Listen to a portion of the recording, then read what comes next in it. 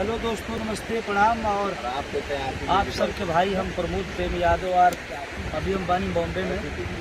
और कल ही अपन गाड़ी को लेनी है फॉर्चूनर और मर्सिडीज के बाद फॉर्चूनर टॉप मॉडल 4x4 जो अपनी लेटेस्ट मॉडल आई वो ले आई हुई है।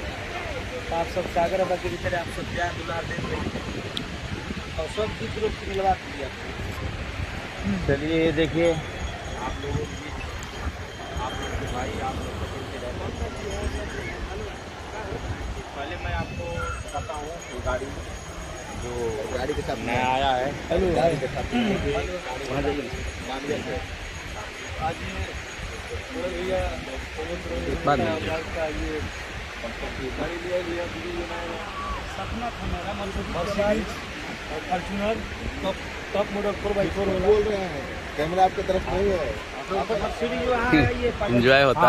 चलिए ये देखिए आपको दिखाते हैं। ये मर्सिडीज 1 साल हो गया है, 8-9 महीने इसका हो गया। उसके बाद आज 2021 में इसको जी 2021 में फॉर्चूनर जो बहुत ही सलूक अलग है और बहुत ही अच्छा करने में लग रहा है।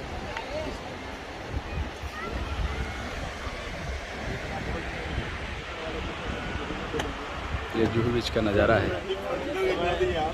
समुद्र के किनारे हैं हम लोग।